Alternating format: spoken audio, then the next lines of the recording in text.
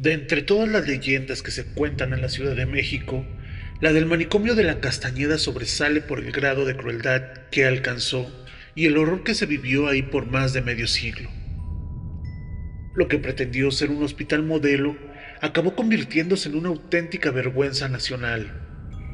Por siglos, en la Ciudad de México hubo solo dos hospitales para enfermos mentales: el Hospital de San Hipólito, que fue el primer manicomio en América, fundado en 1566, y el Divino Salvador para mujeres dementes, establecido en 1700, pero en 1910, al cerrarse ambas instituciones, había en ellas un total de 779 pacientes.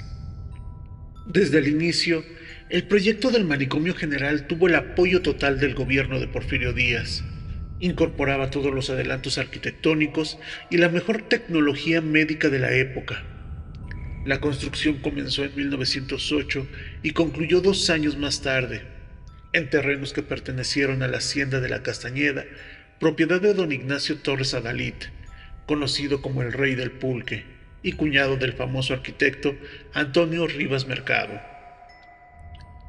El manicomio tenía capacidad para atender unos 1,300 pacientes, repartidos en 15 edificios, con un área total de poco más de 140,000 metros cuadrados. Incluía además albergues para médicos y casas para los administradores y el director, enfermería, talleres, establos, un sitio para enfermos infecciosos y un mortuorio. El edificio central tenía un reloj con campanas que se escuchaban en todo el hospital cuando sonaba. Los pabellones de la Castañeda obedecían a la terminología médica de finales del siglo XIX. Por ejemplo, estaba el pabellón de los imbéciles, de los tranquilos, de los violentos, de los toxicomanos, de los agitados, infecciosos, etc. El manicomio pretendía ser un hito en la historia de la atención psiquiátrica en México, en el que el Estado asumiría la tutela y el cuidado médico de los enfermos mentales. Pero no fue así. En 1911, Porfirio Díaz se fue al exilio y estalló la revolución. La Castañeda se quedó sin apoyo económico y abandonada a su suerte. Aun cuando no hay reportes de graves crisis o desabasto en esos primeros años, sí hubo una gran reducción en la cantidad de ingresos. El punto más bajo fue en 1915, justo cuando la guerra estaba en su momento más álgido. Las muertes, las epidemias, la falta de agua y la comida hicieron que ese año fuera conocido como el año del hambre. Durante la primera década de la existencia, la mayoría de los enfermos que habían sido internados en la Castañeda no contaban con un diagnóstico clínico. En algunos años llegó a ser hasta el 45% de los pacientes. Había infinidad de personas que se internaban sin tener trastornos mentales.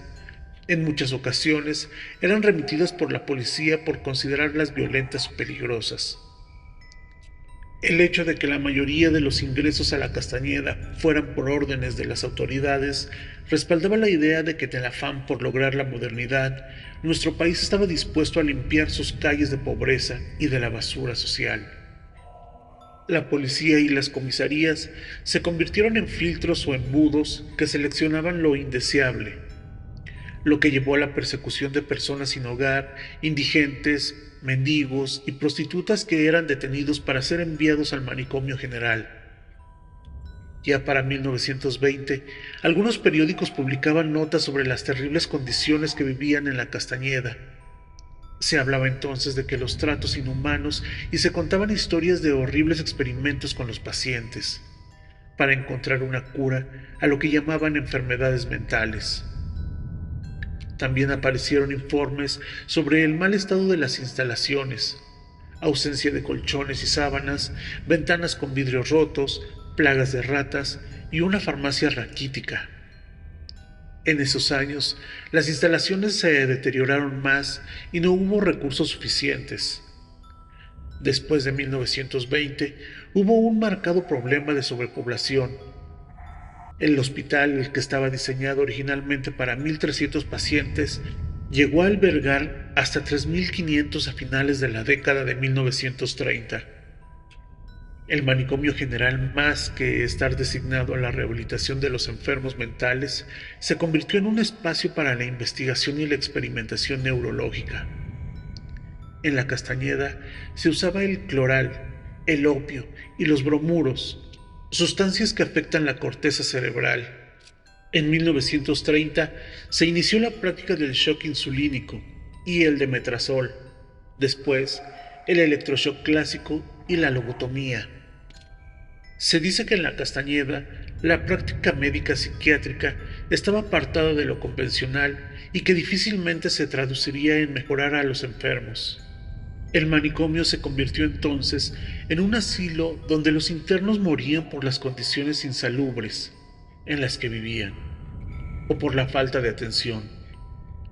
La mayoría de los internados en el manicomio eran hombres y mujeres de entre 20 y 40 años, aunque en 1932 se creó un pabellón especial para niños. Sí, para niños. El crecimiento en el número de los internos en la Castañeda lo podemos comprender desde varias perspectivas, entre ellas, por el aumento de la población nacional que pasó de 14.2 millones en 1920 a 35 millones en 1960. Esto quiere decir que la población de la capital mexicana se quintuplicó entre 1910 y 1960. Desde la inauguración de la Castañeda, el incremento de los ingresos por alcoholismo fue notorio, al punto de representar el 45% de la totalidad de los internamientos en 1912. La cantidad se mantuvo constante hasta 1929, cuando inició el descenso y llegó a su punto más bajo en 1933. Las estancias de los pacientes consumidores de alcohol o de alguna de las sustancias prohibidas eran breves, unos 3 meses para los que estaban en el manicomio y mes y medio en promedio para los internos toxicomanos. Menos tiempo de estancia y más reingresos caracterizaban a esta población, donde la internación, al igual que en el caso del alcoholismo, tenía una dimensión más disciplinaria que curativa. La reducción en el número de ingresos de alcohólicos a partir de 1929 y el aumento en la cantidad de toxicomanos desde 1934 fueron procesos vinculados a las medidas sanitarias tomadas por el Estado. Por una parte, para reducir el consumo de bebidas alcohólicas y por otra, a la penalización del consumo de las llamadas drogas heroicas. En el archivo histórico de la Secretaría de Salud existen 61.480 expedientes de los pacientes que pasaron por la Castañeda a lo largo de esos 58 años. Muchos tienen poco claras las razones del internamiento, así como el diagnóstico médico. Otros simplemente carecen de razón, o se trataba de una petición familiar o de alguna autoridad. La noticia de la desaparición de la Castañeda se publicó el 27 de junio de 1968. El viejo hospital psiquiátrico sería sustituido por una red de modernas instalaciones distribuidas a lo largo y ancho del país. Se envió entonces a los pacientes a otras clínicas y las instalaciones fueron totalmente demolidas, quizás buscando con ello callar los murmullos de los numerosos crímenes que se cometieron ahí, aunque nunca se podrá ocultar el sufrimiento que hubo en ese lugar donde reinaron el vacío, la muerte y la locura. Al conocer el anuncio de la desaparición de la Castañeda, el ingeniero Arturo Quintana Arrioja buscó a los responsables de la demolición para tratar de comprar algunas partes de la cantería. Después de varias reuniones con las autoridades de la beneficencia pública, propietaria legal del inmueble, en agosto de ese año obtuvo la fachada completa. Cada una de las piedras del enorme edificio de casi 160 metros fue cuidadosamente numerada y desmontada para ser llevada al Estado de México, a unos 3 kilómetros de Amecameca.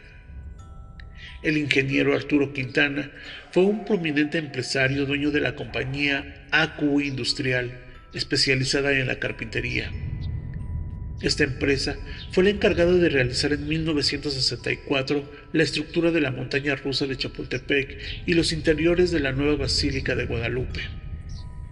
Su hermano, Bernardo Quintana, fue uno de los socios fundadores de Ingenieros Constructores Asociados. Así, Fue como la fachada del Manicomio General de la Castañeda acabó en la que fuera casa de campo de don Arturo Quintana y su esposa, Mercedes Peñafiel, en las faldas del volcán Iztaccíhuatl, cerca de Amecameca, en la zona del Paso de Cortés. El ingeniero Quintana murió el 12 de enero de 1986. Poco tiempo después, su viuda donó la propiedad a los Legionarios de Cristo para que en ella realizaran retiros espirituales y cursos de formación académica. La casa no está abierta al público general y recibe únicamente a los visitantes autorizados por la congregación. Aunque a la propiedad se le añadieron edificios, la casa de campo original ha permanecido inalterada. En los últimos 30 años, muchos le han visto, aunque pocos conocen su negra historia. La fachada del Manicomio de la Castañeda ha aparecido en portadas de discos y en comerciales de famosas pastillas de menta. También, el grupo Mecano grabó ahí uno de sus videos musicales. En su más reciente reaparición, en 2015, el edificio fue utilizado para las grabaciones de la serie El Hotel de los Secretos. Para esa filmación se le añadió una mansarda de utilería a todo el ancho de la fachada. A pesar de ello, el perfil de la Castañeda, el manicomio que todos conocían como la Puerta del Infierno, es inconfundible. Como ya les comenté, las historias que se vivieron dentro de este hospital son inimaginables. Es por eso que ahora les contaré algunos testimonios que vivieron personas dentro de este hospital. Un testimonio cuenta que un joven de Querétaro ingresó al manicomio en 1916 afectado de neurastenia, según el diagnóstico médico. Proveniente de una familia que vivía en la opulencia, este hombre perdió la cordura en medio de la demencia propia de la guerra. Generales y ejércitos, conforme entraban, salían o peleaban, robaban, asesinaban, mataban, saqueaban, cateaban, fusilaban o echaban leva con quien querían. Según una extensa carta en la que describió ampliamente las causas de su debilidad cerebral, señalaba que había enloquecido a partir de la muerte de su padre, quien siempre lo había protegido y apoyado en los estudios. Todo inició porque los villistas habían despojado al padre de todos sus bienes, orillándolo a morir de espanto. Después, los villistas entraron a la casa, amenazaron a la familia y le quitaron todos sus bienes, quedando mi madre, 2 hermanas, una sobrina, 2 sirvientas, 4 hermanos y yo en la miseria más espantosa. En tan crítica situación, mi madre no me dejaba entrar a la casa, que fue lo único que nos quedó. Un joven de buena posición, quedando en la pobreza total, y sin el padre que le ofrecía todas las comodidades, se sumió en la depresión. Él decía, desesperado de verme en tal aprieto, me entregué al abandono, dándome a los placeres mundanos con las mujeres, el pulque, aguardiente, tequila, coñac, jerez, vistas, bailes y placeres públicos, o pudiendo resistir mi cuerpo 3 meses, que fueron junio, julio y agosto, aprendido por la policía reservada de la capital de la República Mexicana, que en esa época fue Querétaro, y el gobernador de Querétaro, Federico Montes, ordenó me trasladaran por el bien mío y de todos.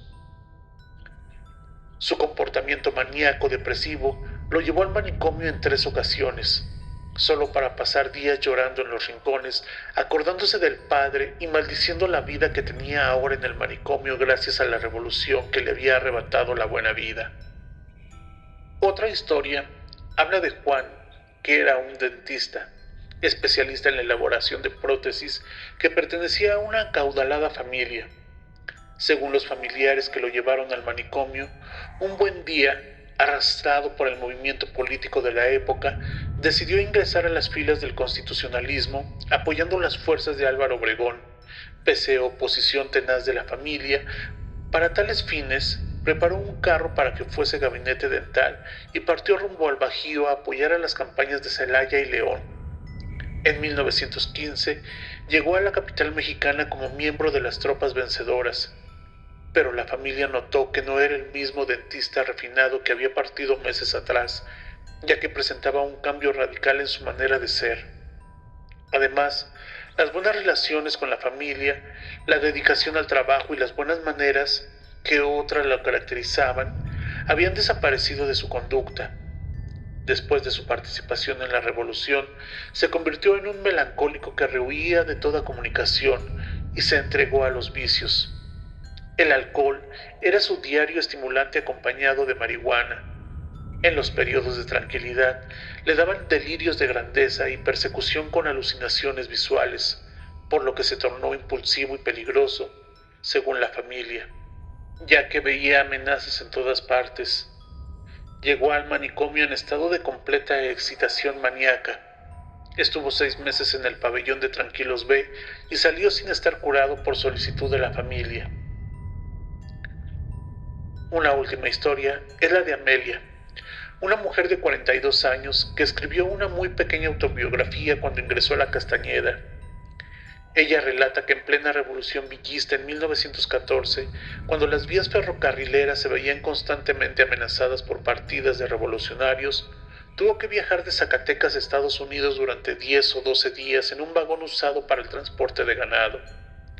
Este viaje se debió a que el padre había sido desterrado por cuestiones políticas, razón por lo que la travesía estuvo llena de zozobra, ya que si era detectado podría ser fusilada de inmediato.